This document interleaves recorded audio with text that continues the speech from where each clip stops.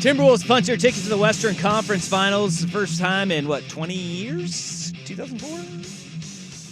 The only other time. Troy Hudson, Kevin Garnett. I love Troy Hudson. I don't know why, but I loved Troy Hudson for some reason. I was like, you know what? He's gonna be a dude. No, he didn't.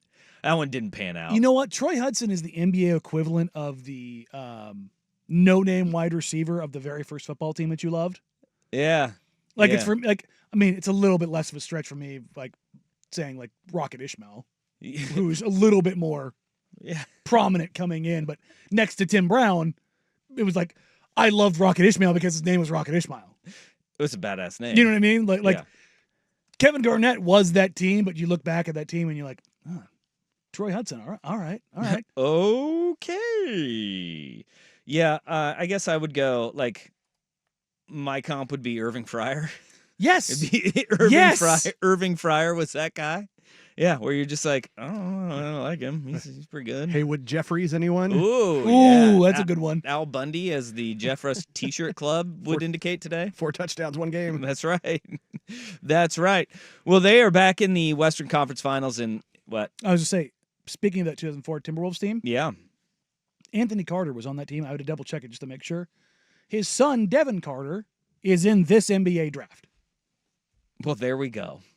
Life comes at so is LeBron James, which I think that says more about LeBron James than it does Anthony Carter. Because that would have been LeBron James' second year in the league. Yeah.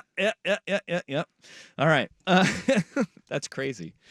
Last night, when they finally get over the hump, the Minnesota Timberwolves, they exercise a lot of the demons of a franchise that has been poorly run, has not had the dudes, have gone through coaches and front offices like a revolving door, and they've finally got something special going on there. And after the game, I loved this back and forth with Karl Anthony Towns, Ant Edwards, and a reporter. And usually in NBA history, it says you have to lose and lose big before you win. What is it about this team that says we lost last year? Yeah, but that's different. You have to lose at a bigger stage. Usually, teams. It's the playoffs. We lost last year. We lost the last 2 years. Damn! How much more we gotta lose? Yeah, how much you want us to lose? Been losing for 20 years.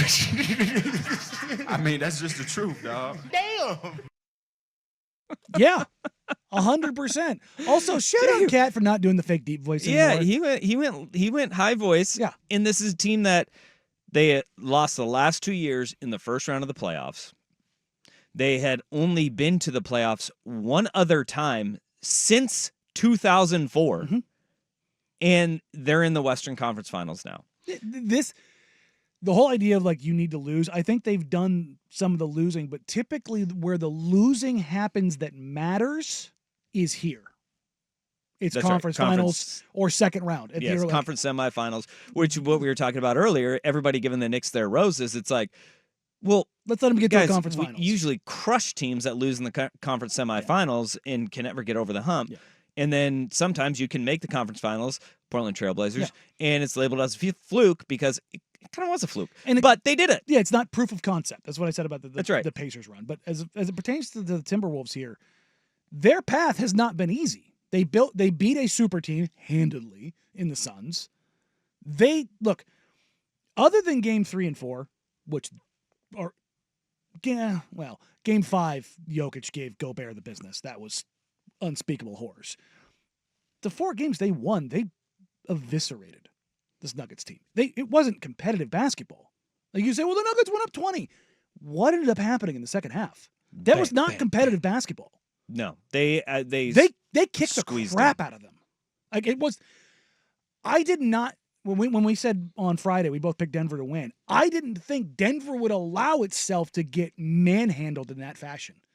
They got grabbed by the collar and drug. It was Tom and Jerry where the dog gets off the chain with the bat, just drug him over and just beat the hell out of him. And it was just, oh my, should I be watching this? It wasn't even close, and that is not what you expect from a Timberwolves franchise, who we've talked about it ad nauseum. It's the worst franchise winning-wise in sports history in North America. in the Big Four. The thing that I love about it, though, too, in how they did it, look, Mike Conley, his presence as that stabilizing force, he does not get enough credit for it. No, he's absolutely, unequivocally one of the most valuable players in the entire NBA. But they also did it with only 10 points from him, not a great shooting night from Mike Conley, and only 16 points from Ann Edwards, but how often do we see a young star, a budding superstar, have a shooting game like that, and then their night gets ruined and their team season gets ruined? Yeah, and he didn't, and they were able to go. McDaniels had a great game. That was that's the one right there. Naz Reid had a great game. Ant Edwards was asked after post game, like, who do you start to credit? But before the courtside reporter could even finish asking the question, it was the TNT guys. Who was the most important? It was Ernie was asking who was the most important tonight. Like he started to say tonight, Jay McDaniels. He was so quick to defer the success. I was actually really impressed with Ant. Like his leadership stuff. Like I've questioned him openly. Like the behind the scenes stuff, you just sit there and roll your eyes like this kid is a nightmare waiting to blow, and you're just like, please don't do this. And I wonder what it's like when things go sideways, though, and they go bad. Yeah. Because we're seeing it when things are going well. He is charismatic. Mm-hmm. He's likable. He is a guy that is a ongoing quote machine. Yes. But what happens when he says see in Game 7 and they get eliminated in Game 6 and they never get to go back to Denver, right? But to his credit, and I always want to be like this. So if I say something negative about somebody and they go the other way, they always say, make the apology the same noise. It's like the same volume. It's like, yeah, he has done it. He has led from the front, and even on a night where he shot poorly, he's kept his head down, kept going. Kind of has a little bit of that twinge of Dame, right? When Hallie gave him the Dame time, and he was like, when you give it out as much as I give it out, you got to be willing to take it when it doesn't go your way. Yeah. And hopefully that's the way he does approach it, because, that's how you go from being lovable to insufferable in an instant. And I think that almost in the same night, we saw that happen with Michael Malone and the Denver Nuggets.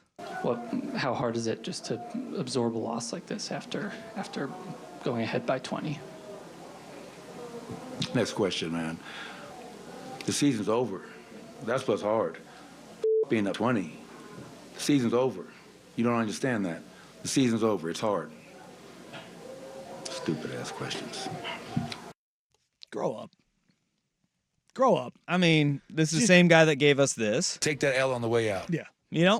And I think Jamal Murray in him, very simpatico. Not great when the light shines brightest. Well, when the lights turn off on you. Oh, there you go. That's fair. That's a better analogy. Because they are, when the lights are bright and things are going well, they're awesome. They're quote machines. They are guys that you sit there and you want to pull for and you want to root for because they'll dish it out. There was nothing stupid about the question. What was stupid was the answer. They took it. They took their lunch. Yeah. And I mean, and to your point, there is a way that you can address it, and emotions run high, especially when you lose a game in that fashion. But there also is a decorum for being a head coach and face of franchise as a head coach, and right? The part of this is you get to enjoy the highs because you deal with the lows. And treat the lows with the same respect as you treat the highs with. You're going to sit there and grandstand and take the L with you and act a fool when you're on top. Sit there and be a humble tigger when you're not. Yeah.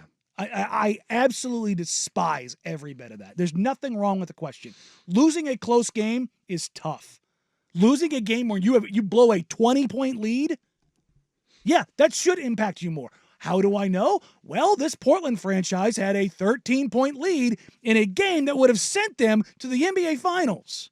It hurt more because they were up 13. So it's an entirely fair question. Yeah. So stop with the stupid question. If you're going to no question it, then no question it, shut the hell up and move on. I mean, you can't say the frustration being that their role players on the road stepped up and they had games of their lives, and we saw the Denver Nuggets role players turtle. Yeah. And that is something that would lead to a frustration and give you an answer like that. But at the same time, that's what we all saw play out in front of us, is that Aaron Gordon take a shot, make a shot. Michael Porter Jr. Please just make anything. Anything. And Be visible this series. and maybe we have a different feeling coming out of this game, and you're not blowing that 20-point lead. As it is, I think it probably is. Well, we all know it is very hard because we've seen it time and time again when you have your star players perform at the level that you expect them to, and nobody else around them does, and that's why you lose. Oh. That's a tough pill to swallow. Real quick, do you know who leads the NBA in plus minus in the playoffs?